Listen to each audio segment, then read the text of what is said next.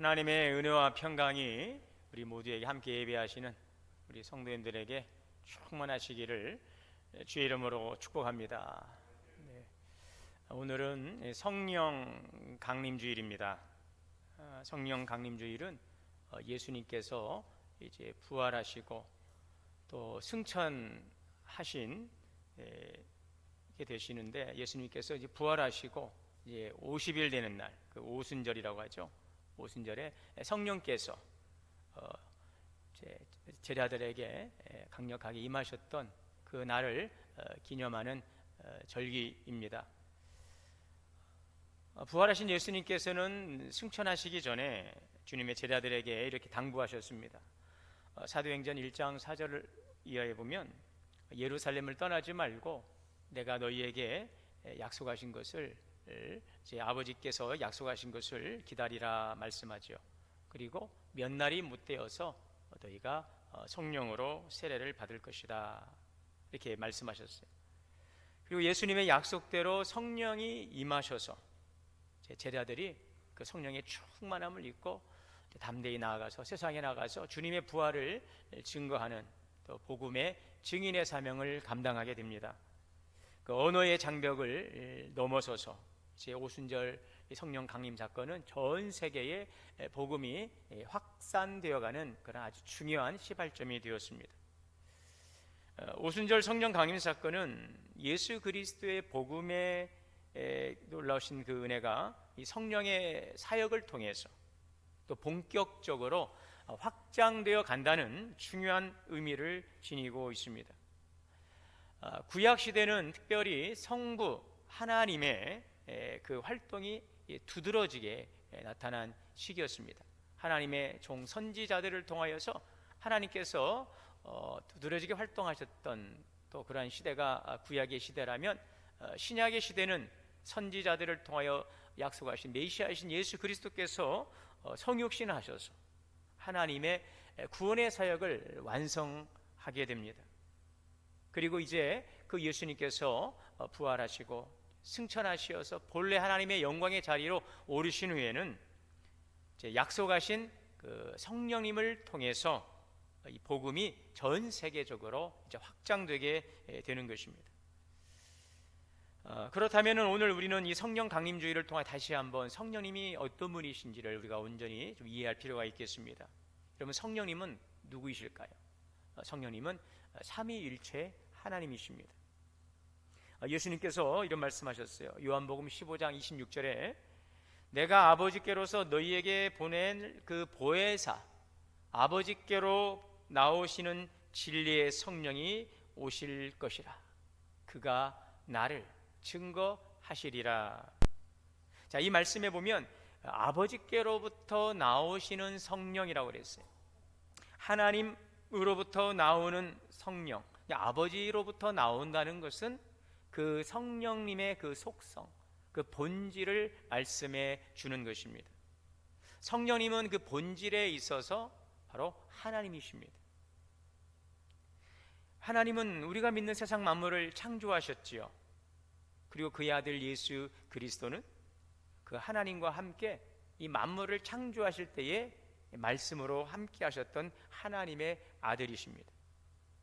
자, 그리고 그 성령님은 그 성부 하나님과 성자 예수 그리스도와 함께 창조 때부터 사역하신 바로 거룩한 영이십니다. 그래서 이 영, 이 세 분을 가리켜서 성부, 성자, 성령, 삼위일체 하나님이시라, 이렇게 이야기할 수가 있습니다. 그 삼위일체라고 하는 것은 바로 하나님은 본질에 있어서 하나이시지만 세 분은 다 각자의 인격을 가지고 존재하신다는 뜻입니다. 그 고린도후서 13장 13절에 보면 주 예수 그리스도의 은혜와 하나님의 사랑과 성령의 교통하심이 너희 무리와 함께 있을지어다, 이렇게 말씀하고 있고, 바로 이 기도는 우리가 예배 때마다 모여 축도로 드리는 바로 그 축복의 기도의 내용이기도 하죠. 주 예수 그리스도의 은혜, 하나님의 사랑, 성령의 교통하심, 그래서 이 세 분은 각자의 인격을 가지고 하나님 한 분으로서 존재하는 것입니다. 이것을 바로 삼위일체라고 하는 것입니다. 성부 하나님의 그 사랑이 우리 인류를 구원하시기 위한 구원의 큰 계획을 세우셨다면, 바로 그의 아들 예수 그리스도는 그 인류를 구원하시기 위한 그 일을 완성하시기 위해 이 땅에 인간의 몸을 입고 오신 분이십니다. 그리고 그 구원을 완성하셨어요. 그 성령님은 예수 그리스도를 통해 이루신 그 구원의 은총을 우리가 살아가도록 우리에게 믿음을 주시고, 또 우리에게 확증을 보여주시고 우리 안에 내주하시며, 하나님의 구원의 계획을 이루신 예수 그리스도를 통해 완성된 그 구원의 풍성한 삶을 살아가도록 오늘도 우리와 함께 내주하시고 우리와 함께 동행하시는 성령님이심을 믿으시기를 바랍니다. 그래서 우리는 성부, 성자, 성령, 이 하나님, 삼위일체 하나님을 통한 이 구원의 은혜에 참여한 자가 되었다는 것입니다. 삼위일체 하나님은 모든 역사 속에서 각자 활동하지 아니하시고 하나님 한 분으로 모든 활동 가운데 함께 하십니다. 그래서 지금을 우리가 이제 성령의 시대라고 말하잖아요. 성령의 시대라고 말하는데, 물론 성령님께서는 이 시대만이 아니라 성부 하나님과 창조 때부터 역사하시고 함께 하셨어요. 그러나 우리 일반적으로 이해할 때 지금을 성령의 시대다. 왜 그래요? 요엘 선지자를 통해서 말씀하셨던 말세에 내가 만민에게 내 영을 부어주리라. 이 말세, 바로 이 종말, 예수 그리스도를 통하여 이미 시작된 하나님의 나라의 시작, 그때부터가 지금 이 세상의 마지막 때입니다.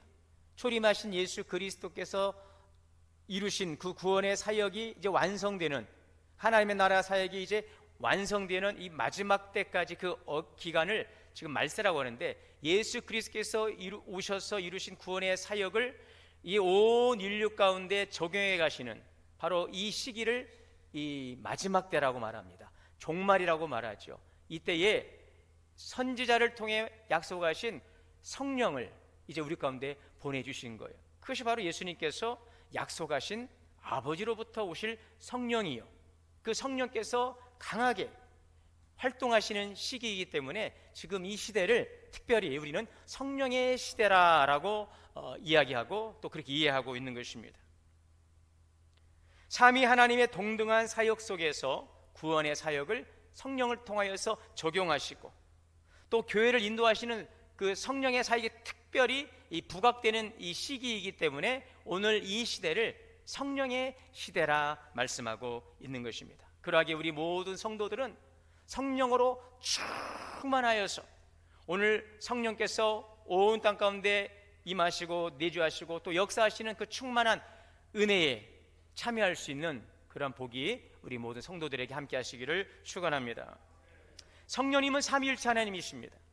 그 하나님의 사역에 대해서 우리가 많은 것들을 말씀드릴 수 있지만, 오늘 이 시편을 통해 주시는 그 성령님의 아주 중요한 사역 두 가지를 우리가 함께 나누기를 원합니다. 성령님이 하시는 일은 무엇일까요? 성령님은 만물을 창조하시고 새롭게 하심을 믿으시기를 바랍니다. 30절에 주의 영을 보내어 그들을 창조하사 지면을 새롭게 하시는도다. 이것이 바로 성령님의 중요한 사역인 것입니다. 여기 주의 영이라고 그랬어요. 주의 영, 바로 하나님의 영, 그리스도의 영, 바로 성령입니다. 히브리어로는 루하, 또 헬라어로는 푸뉴마라고 합니다. 이거 바람이죠. 또 숨이라고도 합니다. 숨쉬다, 바람 불다라는 이 동사에서 연유를 했어요. 이번 주간에 특별히 좀 바람이 좀 많이 부는 저는 그런 느낌을 가졌는데, 여러분 어떻습니까? 지금 이번 주간에 좀 바람이 많이 불지 않던가요? 아마도 이 성령 강림절을 맞이해서 하나님께서 우리에게 성령의 바람을 불어주시는 것은 아닐까. 오늘 우리 장로님의 기도처럼 새로운 변화의 바람이 우리 성령님을 통하여 우리 이 땅 가운데 충만하게, 우리의 가정 가운데 충만하게 시원하게 불어올 수 있기를 바랍니다. 우리나라는 정말 아주 중요한 지금 시기에 서 있지 않습니까? 민족의 또 지도자를 새로 세웠는데 정말 그 대통령이 하나님을 두려워하고 이 민족을 서로 살리는 상생과 화합의 길로 또 번영의 길로 세워갈 수 있도록 축복의 통로가 될 수 있도록 여러분 기도해 주시기를 바랍니다. 성령의 새바람이 이 땅 가운데 임함으로 살리는 놀라운 역사가, 하나님의 놀라운 역사가 임하게 될 수 있기를 기도하시기를 바랍니다. 오늘 말씀에 성령의 사역에 대해서 말씀하고 있어요. 성령님은 주의 영을 보내어 그들을 창조하사 그랬어요. 창조의 영입니다. 오늘 우리가 시편 104편 30절의 말씀만 읽었으나 이 시편 104편은 창조주 하나님의 찬양을, 하나님을 찬양하는 그런 시적인 그 표현으로 가득한 말씀인 것입니다. 해와 달과 동물과 식물과 산과 바다, 이 피조세계 전반을 통해 하나님의 창조와 하나님의 주권과 하나님의 돌보심을 찬양하는 시예요. 그 가운데 이 30절은 절정을 이루고 있습니다. 주의 영을 보내사 만물을 창조하시는 하나님이십니다. 여러분, 하나님께서 세상을 창조하실 때에 세상은 어떠했습니까? 창세기 1장 2절에 보면 땅이 혼돈하고 공허하고 흑암이 깊음 위에 있고 이런 상황이었어요. 흑암이, 절망이, 어둠이 깊던 이 땅 가운데 하나님의 영이 수면 위에 운행하시더라. 성령께서 운행하신 것입니다. 그리고 하나님이 이르시되 빛이 있으라 하시니 빛이 있었고 하나님의 말씀과 함께 세상을 창조하셨어요. 성령님은 창조의 영이십니다. 여러분, 성경에 보면 이 바람, 이 호흡이 이 생명을 창조하는데 어떻게 역사하였는가 하는 것을 우리가 창세기 2장 7절에서 볼 수 있습니다. 여호와 하나님이 땅의 흙으로 사람을 지으시고 생기로 그 코에 불어넣으시니 사람이 생명이 되니라. 하나님의 입김이 작용했어요. 성령의 바람이 들어갑니다. 아직 모양만 있을 뿐 생명이 없던 그러한 존재가 하나님께서 그 코에 생기를 불어넣으심으로 생명으로 살아나게 되는 것입니다. 이것이 바로 창조의 영, 생명의 영, 성령의 사역인 것입니다. 그래서 신학자 매튜얼리는 이 영은 단순한 자연력이 아니라 성령의 역사를 통해 만물이 보존되고 회복된다는 신적인 개입을 말하고 있다라고 이 본문을 해석하고 있어요. 종교개혁자 칼빈은 하나님은 자신의 영, 성령을 통해 세상을 운행하시며 생명을 지속하신다라고 이야기하고 있어요. 성령은 창조의 영입니다. 그 성령은 생명의 영입니다. 우리를 살리시는 하나님의 영인 것이지요. 에스겔의 환상을 봅니다. 이 생기가 들어갑니다. 이 마른 뼈 골짜기에, 그 가득한 마른 뼈의 골짜기에 생기가 들어갑니다. 그러할 때에 그 생기가 들어감으로 그 마른 뼈들이 서로 이제 하나님의 성령의 역사를 통하여서 군대로 회복되는 그 장면을 보게 되지요. 에스겔 37장 10절에 이에 내가 그 명령대로 태어나니 생기가 그들에게 들어가매 곧 살아나서 일어나 서는데 크게 큰 군대더라. 아멘. 하나님의 영이 들어가는 거예요. 생기가 그 가운데 들어가니 그 마른 뼈들이 하나님의 군대로 살아나더라는 것입니다. 오늘 우리 가운데에 하나님의 영이 충만하게 들어가므로 우리의 메마른 심령 위에, 우리의 갈급한 심령이 하나님의 충만한 영이 임하심을 통하여서 우리의 가정이 살아나고 우리의 또 교회도 더 충만해지고 하나님의 거룩한 군대로 세워지는, 살아나는 그러한 놀라운 역사가 있게 되시기를 축원합니다. 하나님은 또 말씀하십니다. 에스겔 선지자를 통하여 에스겔 37장 14절에 내가 또 내 영을, 하나님의 영을 너희 속에 두어 너희가 살아나게 하리라. 허물과 죄로 죽은 우리 인간은 이제 죄 사함을 받고 예수 그리스도를 통하여 죄 사함을 받고 우리에게 성령을 선물로 주신 것입니다. 여러분, 성령께서 우리 안에 들어오시면 죄로 죽은 우리의 영을 살리시는 것입니다. 로마서 8장 11절의 말씀입니다. 예수를 죽은 자 가운데서 살리신 성령이 너희 안에 거하시면 그 성령으로 말미암아 너희 죽은 몸도, 같이 좀 읽으면 참 좋을 텐데, 너희의 죽을 몸도 살리리라. 나의 죽을 몸도 살아날 줄 믿습니다. 우리의 말끝마다 죽겠다 죽겠다 죽겠다 하는 우리들의 삶에 성령의 충만함을 통하여서 살겠습니다. 살아났습니다. 오늘 우리의 그 삶의 회복과 하나님의 살리심의 놀라운 역사가 우리 가운데 함께 하시기를 축복합니다. 그렇습니다. 성령님은 오늘 하나님과의 그 영적인 교제를 통하여 우리를 살리시는 영적인 존재로 우리에게 새 생명을 주셨어요. 우리의 삶이 무질서하고 공허하며 혼돈스럽다 해도 주의 영이 임하시면 새로운 창조의 역사가 일어나는 것입니다. 자, 또한 성령께서는 새롭게 하시고 라고 말씀하고 있죠.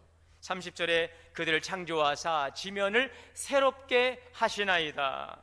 여러분, 여기서 지면을 새롭게 한다는 것은 자연만을 의미하는 것이 아닙니다. 우리의 현실과 가정과 직장과 교회, 우리의 공동체, 성령은 한 개인만이 아닙니다. 이 세상을 회복시키는 분이십니다. 우리가 처한 이 땅, 우리 한국 사회, 또 우리의 교회 현실, 어둡고 메말라 있어도 하나님의 영이 임하시면 다시 살아난다는 것입니다. 계속해서 세상은 낡아지고 우리의 삶도 지쳐갑니다.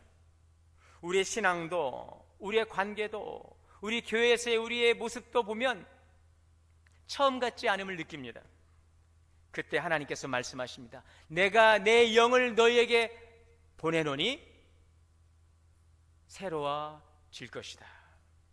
오늘 이 말씀이 우리의 삶에 여전히 유효한 하나님의 약속임을 기억하시기를 바랍니다. 여러분, 성령은 바람처럼 불어오셔서 생기를 주시고 죽은 것을 살리시고 낡은 것을 새롭게 하시는 것입니다. 우리 안에 죄와 상처로 피폐해진 우리의 심령을 새롭게 하시는 것입니다. 우리 마음의 황폐함, 영적인 무기력, 또 무엇인가에 매여있는 중독, 죄책감, 황폐해진 그런 인생에 성령은 새로운 생명을 불어넣어 주십니다. 우리 공동체가 열정으로, 우리 공동체가 사랑으로, 또 각자의 진 사명으로 일어서도록 우리를 새롭게 하시는 것입니다. 여러분, 이스라엘 백성은 바벨론으로 끌려가서 나라를 잃어버렸어요. 성전도 무너졌지요. 세상의 눈으로 보면 이스라엘은 끝난 것이었어요. 그러나 하나님은 바벨론 포로 시절에도 그들을 잊지 않으셨어요. 그들에게 주셨던 약속을 잊지 않으셨어요. 지금 우리가 한 주간 그 매일 성경을 통해서 큐티하고 있는 그 본문이 역대상의 말씀 아니겠습니까? 바로 그 내용이죠. 역대상 9장 이 역대기는 이스라엘 백성들이 나라가 멸망당하고 바벨론으로 끌려가서 70년 그 긴 고난의 시간을 보내고 하나님께서 그들에게 긍휼을 베푸셔서 다시 본국으로 돌아와서 성전을 세우고 무련히 성벽을 재건하고 다시 한번 그들이 하나님의 그 언약의 백성으로서의 마음을 다지고 하나님의 약속을, 그들의 역사를 통해 이루신 하나님의 역사를 그들이 다시 한번 돌아보면서 그 언약을 새롭게 붙들고 고백하는 그런 내용이 그 역대기서의 내용인데요. 그 내용에 보게 되면 이렇게 기록을 하고 있어요. 역대상 9장 1절에 이스라엘이 계보대로 기록되었더니 그들은 이스라엘 열왕기에 기록되었고 유다 사람은 바벨론으로 사로잡혀 갔더라. 바벨론으로 사로잡혀가 있지요. 그럼에도 불구하고 하나님은 그들의 이름을 기억하시고 기록하고 계시다는 것입니다. 이 말씀은 우리에게 이렇게 말씀하는 거예요. 이스라엘은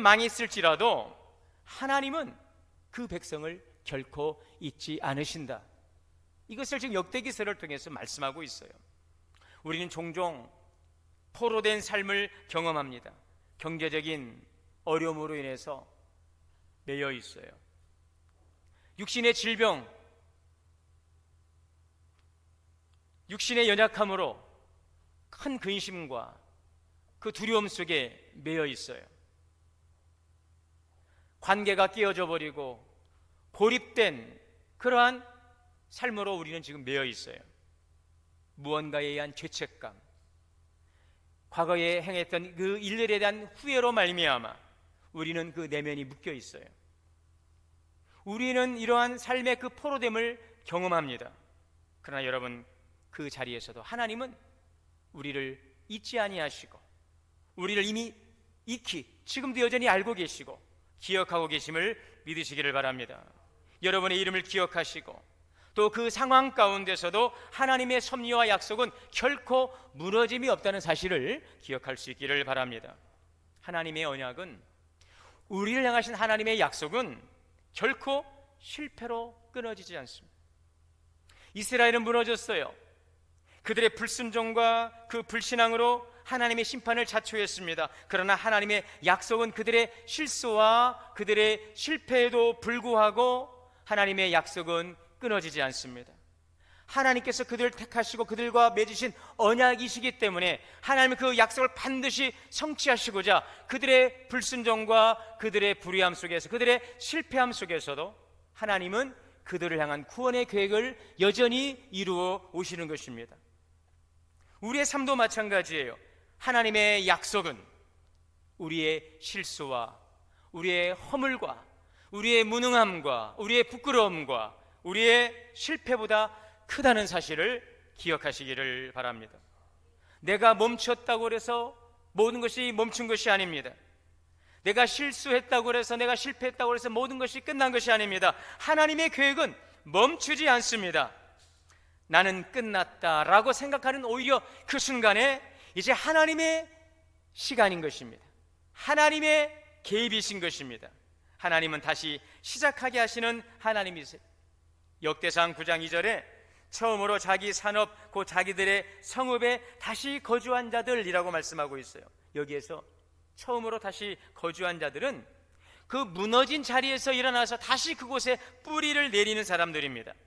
우리가 신앙 안에서 넘어지고 실망하고 실패했을지라도 하나님은 우리에게 다시 시작하라, 회복할 수 있는 은혜를 주십니다.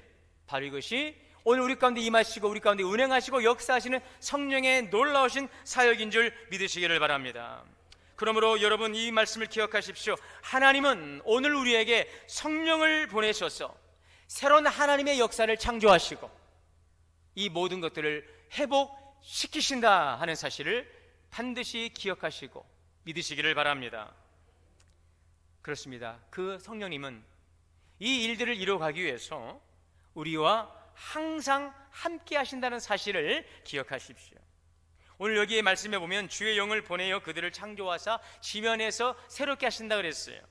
여기에 보게 되면 보내다, 또 창조하다, 또 새롭게 하다라고 이 동사가 나오지요. 이 동사들은 미완료형 동사입니다. 이것은 무엇을 말씀하느냐? 이것은 단회적 사건이 아니라는 거예요. 지속적이고 현재적이라는 것입니다.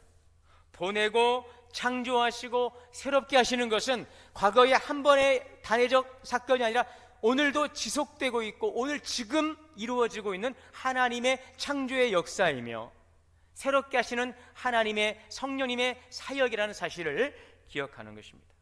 여러분, 하나님의 창조 역사는 한 번으로 끝나는 것이 아닙니다. 지속적이고 반복적이라는 것입니다.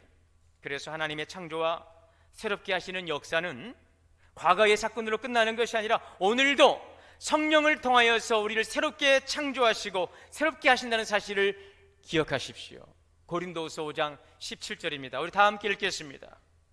그런즉 누구든지 그리스도 안에 있으면 새로운 피조물이라, 이전 것은 지나갔으니 보라 새 것이 되었도다. 아멘. 하나님 오늘 우리를 새롭게 창조하십니다. 무에서 유를 창조하시는 것입니다. 있는 것들을 또한 새롭게 하십니다. 사도 바울은 성령의 역사가 날마다 지속적으로 이루어지는 것을 이렇게 증언하고 있어요. 겉사람은 후피할지라도 우리의 속은 날로 새로워지는도다. 하나님의 창조는 성령을 통해서 지금도 계속되고 있어요. 생명은 지금도 성령을 통하여 창조되고 있습니다. 우리의 마음을 날마다 새롭게 하십니다. 교회는 성령 안에서 새로워지고, 교회는 성령 안에서 날마다 자라가는 것입니다. 여러분, 지금도 새롭게 하신 하나님의 그 창조의 놀라운 역사를 우리의 삶을 통하여, 우리의 교회를 통하여 경험하는 이 성령 강림절 기간이 될 수 있기를 바랍니다. 자, 그렇다면 결론입니다. 새롭게 창조하시는 하나님을 경험하고 우리가 은혜 아래 살아가기 위해서 우리가 어떻게 해야 될까요? 시편 27편 8절입니다. 우리 같이 한번 읽어볼까요? 내 마음이 주께 말하되 여호와여 내가 주의 얼굴을 찾으리이다. 아멘. 여러분, 성령님은 인격이십니다. 우리의 마음을, 우리의 의사를 존중하시고 우리와 교제하기를 원하시는 거예요. 우리를 살리시고 새롭게 하시기 위해서 성령은 오늘 우리 가운데 역사하시기를 원하시고 우리 공동체 가운데서 역사하시기를 원하실 때에 성령님께서는 오늘 우리에게 이러한 것들을 요청하고 계시다는 것입니다. 우리의 마음이 주님을 향하여, 우리의 마음이 주의 얼굴을 향하여 나아가기를 원하시는 것입니다. 다윗이 평생 무엇을 원했습니까? 다윗은 바로 오늘 시편 27편의 말씀처럼 내가 하나님의 얼굴을 찾으리이다 그랬어요. 창조의 영, 새롭게 하시는 성령께서 우리 가운데 마음껏 역사할 수 있도록 오늘 여러분 하나님의 영을 사모하시고 그분을 갈망할 수 있기를 바랍니다. 야고보 4장 8절입니다. 하나님을 가까이 하라. 그리하면 너희를 가까이 하시리라. 하나님의 관계는요, 거리의 문제예요. 멀어질수록 우리 자꾸 무감각해지게 되어 있어요. 하나님으로부터 멀어질수록 자꾸 무감각해지게 되어 있어요. 그러나 가까워질수록 우리 예민해지게 되어 있어요. 신앙은 늘 하나님 중심에 붙어 있으려고 애쓰는 싸움이에요. 우리에게 하나님을 가까이 하고자 하는 우리들의 시간과 노력과 결단이 필요합니다. 이것마저 우리가 헌신하지 않으면 우리는 성령님으로부터 결코 가까워질 수 없다는 사실, 갈수록 멀어질 수밖에 없다는 사실, 그냥 내버려 두면 식어지고 떨어지고 결국 끊어질 수밖에 없다는 사실을 기억해야 될 것입니다. 여러분, 하나님으로부터 멀어지지 않도록 하나님의 얼굴을 구하십시오. 더욱더 주님을 향하여 가까이 나아가시기를 바랍니다. 이것은 여러분들이 결단하고 행해야 될 여러분의 과제인 것입니다. 성령님과 깊은 교제를 통한 구원의 풍성한 기쁨을 누리게 되시기를 바랍니다. 이렇게 교제하면 좋겠어요. 매일 아침마다 눈을 뜨고 이렇게 성령님과 대화하십시오. 같이 한번 읽겠습니다. 사랑하는 성령님, 오늘도 성령님과 함께 살기를 원합니다. 성령님과 함께 숨쉬고 말하고 듣고 생각하고 행동하기를 원합니다. 아멘. 여러분, 이 한 날 동안 한번 이렇게 눈을 뜨고 기도할 수 있기를 바랍니다. 또 한 가지는요, 하루 생활하면서 틈틈이 성령님과 대화하시기를 바랍니다. 사도 바울이 그랬어요. 쉬지 말고 기도하라. 그 말씀이 무슨 뜻입니까? 성령님과 끊임없이 대화하라는 것입니다. 기도는 대화예요. 어떤 형식이나 우리들의 감동, 감정에 너무 신경 쓰지 마시고 내 안에 내주하시는 성령님과 친밀한 대화를 나눠보시기를 바랍니다. 나의 친근한 나의 사람이 내 곁에 있다는 것과 같은 그런 의식을 가지시고 내 안에 내주하신 성령님과 친밀한 이 대화의 그런 시간들을 가져보시기를 바랍니다. 성령님은 오늘 우리 안에 내주하고 계세요. 여러분 안에 내주하고 계세요. 오늘 보혜사로 함께 하셔 우리의 연약함을 도우시고 인도하십니다. 성령님과의 친밀한 교제를 통해 우리를 새롭게 하시는 하나님의 충만한 은혜를, 기쁨을 누리게 되시기를 바랍니다. 우리 날마다 새롭게 하시고 구원의 풍성한 은혜의 그 기쁨의 자리로 인도하시는 성령님과 동행하는 그 복된 삶의 여정이 이 성령 강림절기 그 기간 동안 충만하게 경험되게 되시기를 주의 이름으로 축원합니다. 사랑과 은혜 하나님, 모든 것을 창조하시고 새롭게 하시는 성령님을 우리가 사랑하고 환영하고 모시고 살아감을 통하여서 새롭게 하시고 또 우리의 삶에 부흥을 이루시는 놀라운 성령의 충만한 은혜와 기쁨으로 하나님의 영광 안에 살아가게 하여 주시옵소서. 우리 주 예수님의 이름으로 기도하옵나이다.